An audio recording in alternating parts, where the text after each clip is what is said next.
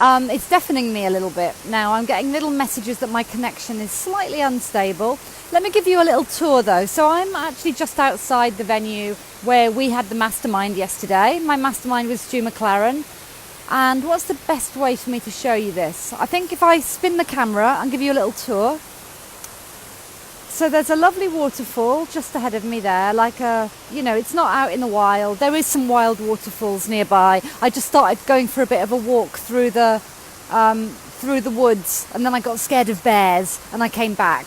There were no bears. My mind just started telling me there might be bears, and I hadn't asked anyone about bears and whether it was safe. And then this is where we had the Mastermind session, and it's next to a little stream and this lovely little house, and then just across the road there's some houses, and then you can take a cut through and go for a walk up a creek. So that's a little tour around of where I am. And what I'm here to do is I wanted to come and share with you a little bit of a takeaway. So as you know, when I come to these things, when I come to these conferences and events overseas, I like to share with you some tips and takeaways. So I've been fully immersed for the past 2 days in my Mastermind. It's been really fantastic and productive, and I've got a big plan to pull together. You'll notice it's not as cold today. Now you might think it looks cold because it's all snowy and my cheeks are pink, but look, no hat and also no gloves. So on the day that I arrived, it was so cold that I could not take my gloves off. I thought my fingers were going to freeze and break off.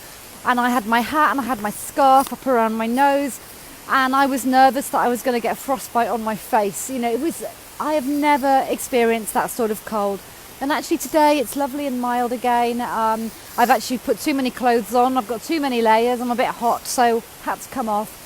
So I just wanted to share with you a little bit of a takeaway, because I come on these events, and what happens to me these days, I've been running my business now for 9 years.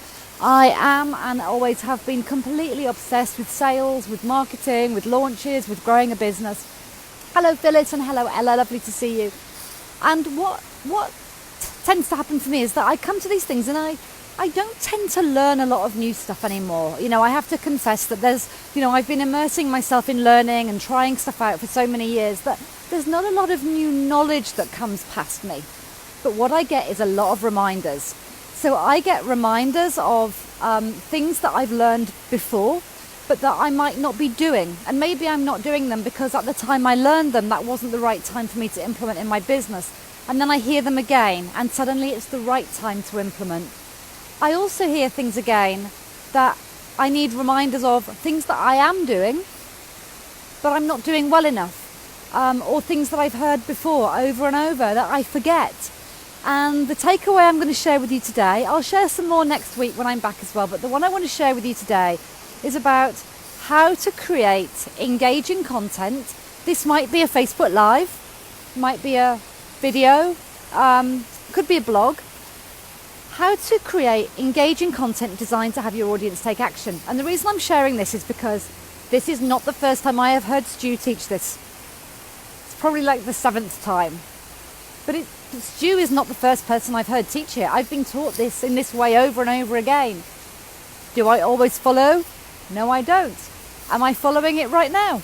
No, I'm not. So maybe I ought to get my acting gear and actually give you an example while I'm doing it. So I'm going to switch on to that right now. So here I am in lovely snowy suburbs of Toronto, and I'm going to share with you a takeaway from my 2-day Mastermind around how to create engaging content that is designed to have your audience take action. Now, and I guess I've just told you a story. I've told you the story of being on my Mastermind and how sometimes I need to hear things that I've heard before. So there are 3 steps to this. Number 1, the first step and the most important step is having a catchy, compelling headline to hook the attention of your audience. Because unless somebody is a real super fan, now we will all have super fans, and the super fans are the people who are going to listen or watch or read whatever you put out every single time just because it's you. And there are people out there that I'm super fans of.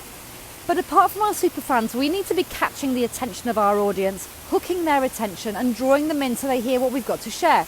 And we can only do that with a compelling title. So if I made the title of this session, how to create content, it might not get your attention in quite the same way as the compelling, catchy headline that I came up with.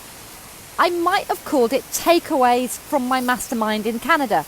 And that would have created some curiosity in some of you to watch it, but it wouldn't have been as compelling as giving you the headline, this is what you're going to get.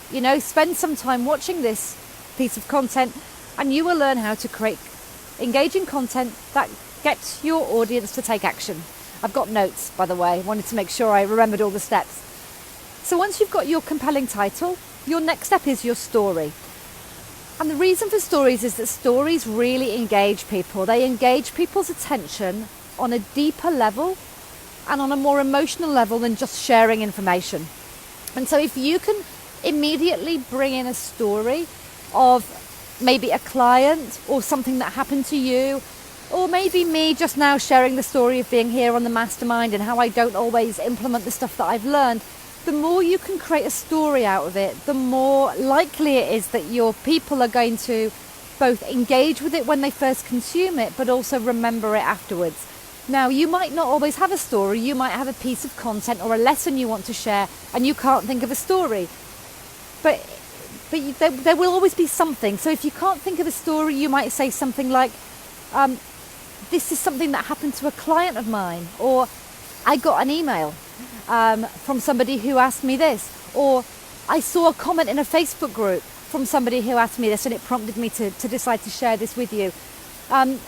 But the more specific your story can be, the more effective it will be. So if you can flesh it out, I worked with a client, or I knew a lady and she was in her mid-50s and she was feeling miserable because she was struggling with fatigue around her menopause, and she drove a blue car, and the more specific, that's not a great example, but the more specific and the more you can flesh it out. So if I was to tell a story about Stu McLaren as part of this, I might say, Stu, who lives in this lovely suburb of Toronto where it's freezing cold for part of the year, and he lives in a lovely house 5 minutes from a heritage trail where he can walk and see waterfalls, and he runs a multi-million-pound business where he's committed to serving clients. And something that Stu said yesterday really struck home with me, because it's one of the things that has created success in his business, that has allowed him to live in this beautiful home next to the creek. It's like the more you can flesh it out, the more meaning it has for people. Step 3 is share your lesson or lessons. This is the takeaways, the actual teaching content that you want to share. Now, you want to share something between 1 and 3 pieces of teaching content, maximum. No more than 3. If you go for more than 3, people won't take it in, they won't remember it, it will just overwhelm them. So you want to go with either 1 lesson or 3 pieces of content. So I'm sharing 1 lesson today because I'm just sharing the 5 steps to engaging content. I'm not going to go beyond that and share anything else, but you might find that there's 3 points you want to get across. And let me just scroll up, make sure I can see any comments. It is fab here, Phyllis, and it's a little bit warmer today as well, which makes it nice. It was a little bit too cold, I have to confess. Once you've taught them, give them the summary. So tell them what you're going to tell them, and then tell them what you just told them. So you get that? So you arrive, you give them their headline, you tell them what you're going to tell them, you tell them, and then tell them what you just told them. So just to wrap up this session, if you want to create engaging content designed to have your... Oh, I know I'm not ready to summarize, I'm jumping my gun. I missed step 5. Step 5 is your call to action. And this is, what do you want that person to do after they have watched, listened to, or consumed your content? Now, in a marketing sense, most of the time, the action that you want somebody to take is to go and sign up to your free giveaway, or sign up to your webinar, or take some sort of action. It might be that you want to ask your audience member to share your video or your blog or your Facebook Live. Today, I'm going to give you a call to action, which is none of those things, because you're members in my community. I don't need to nurture you to buy from me. You're already inside my membership.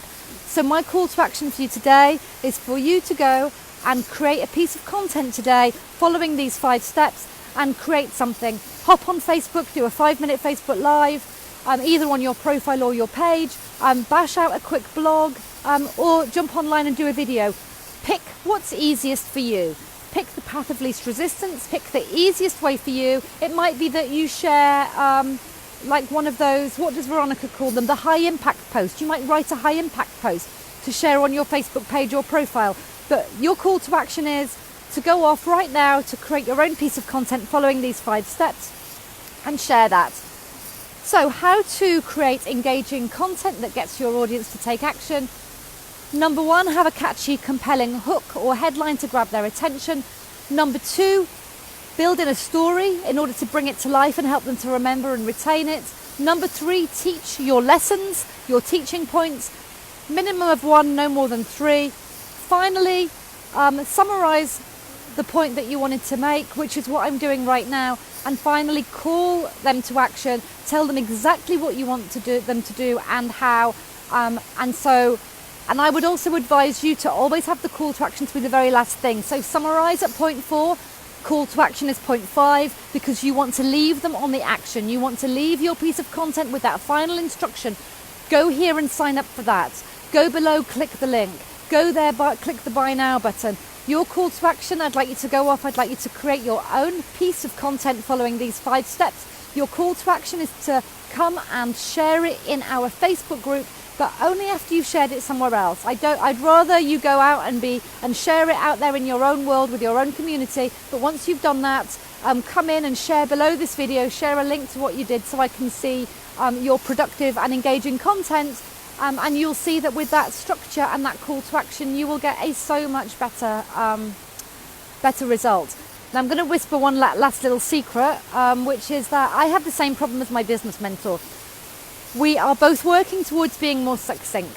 So if I was doing a perfect example of this, I might have made it a little bit more succinct and catchy and got to the point sooner. So I'm a work in progress on that front.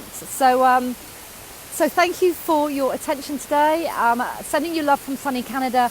I'm spending my day today sort of organising my plan of action following the Mastermind meeting. Now I've had that, I've got clarity on a few things, and I'm full steam ahead with my 2020 planning. So I'm off to find myself a little cafe to hole up and do that. So lots of love to you. And as a final wrap up, have a catchy, compelling hook or headline. Tell a story. Share your lesson or learnings. Summarise and call to action, and you can't go wrong. Lots of love. Bye. See you soon.